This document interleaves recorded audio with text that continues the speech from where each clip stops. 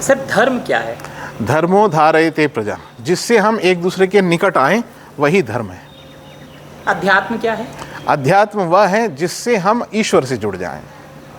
Elaborate. ईश्वर अर्थात जो सर्वशक्तिमान है, उसकी ऊर्जा को अपने अंदर अनुभव करते हुए, उसी के संतति के रूप में अपने आप को मानते हुए हम अपनी सेवाएं औरों को दे सकें, जैसे ईश्वर संपूर्ण संसार के लिए अपनी सारी चीज़ें दे रहा है।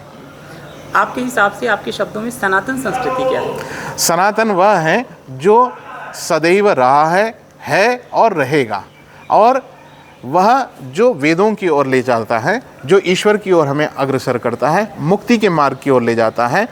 तो यही हमारे जीवन का जो प्रकार है, यही सनातन है। वैदिक सत्य सनातन इसको कहा जाता है। साधु कौन है? साधु वह है जो मनसी वचसी और कर्मणि, मनस्येकम वचस्येकम कर्मण्येकम महात्मा नाम, वही साधु का है, सज्जन का है। और मन में एक, कर्म में एक और व्यवहार में एक, ऐसा जिसके अंदर है वो साधु नहीं, असाधु हैं, दुर्जन है। सत्य क्या है? सत्य वह है जो जैसा है उसको वैसे ही जानना, मानना और व्यवहार में लाना। अगर सत्य ना हो तो क्या होगा? यदि आपके मोबाइल के एक नंबर को मैं आगे पीछे करके डायल करूं, तो जो परिणाम होगा वही असत्य से होगा। माथे पर तिलक लगाने का महत्व क्या है?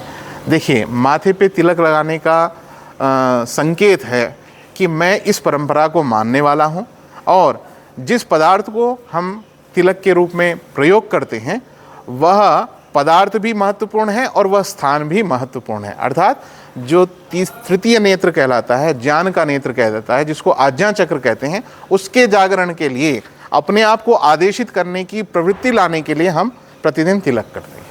परिवार क्या है?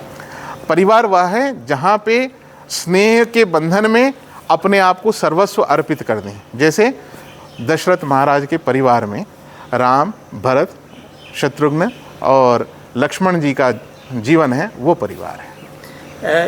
ये एक कथा हमने हमेशा सुनी और टीवी पर देखी है कि यज्ञ से द्रौपदी माँ का मतलब वो प्रकट हुई थी माँ से। क्या आज के समय पर भी ऐसा कुछ हो सकता है?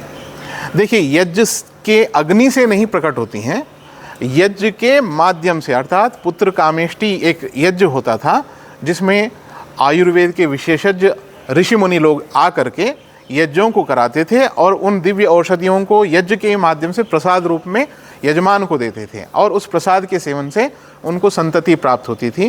तो यज्ञ से प्राप्त हुई है, तो यज्ञ शब्द हट गया, अग्नि के माध्यम से प्राप्त हुई। तो अग्नि के माध्यम से कैसे प्राप्त हुई? तो यज्ञ की अग्नि की लपेटों में आते हुए दिखाई देती हैं। वो गलत इंटरप्रिटेशन है। वास्तव में यज्ञ के माध्यम से प्राप्त हुई है, इसीलिए ऐसा कहा जाता है। सीता माता के लिए कहा जाता है कि वो मतलब रामायण में दिखाया भी गया है कि वो एक मटके में थी और ऐसे हल चलाते हुए। असल में कहानी क्या है?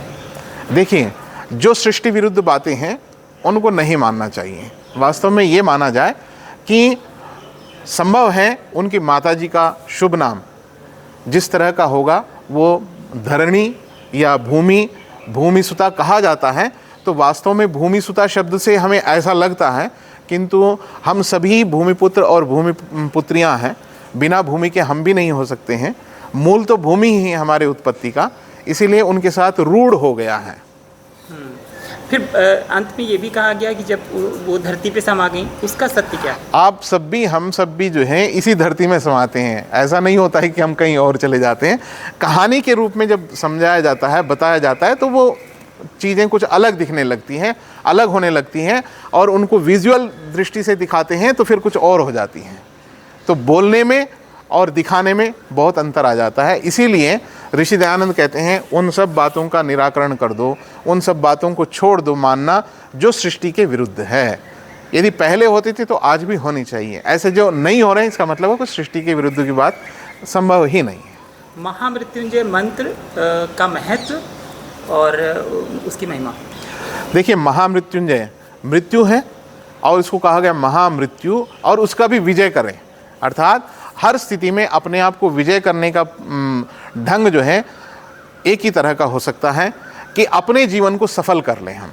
जैसे एक खरबूजा पक करके सुगंधित होकर के अपनी इच्छा से बेल से अलग हो जाता है, उसी तरह से मानव जब अपने श्रेष्ठ कर्मों को करके सत्य, यश और श्री इन तीनों को अर्जित करने के पश्चात जब स्वयं ही अपने जीवन को ईश्वर के लिए अर्पित कर देता है, अर्थात मृत्यु को प्राप्त होना नहीं, समाज के लिए अर्पित कर देता है, तो वो वास्तव में मृत्युंजय है।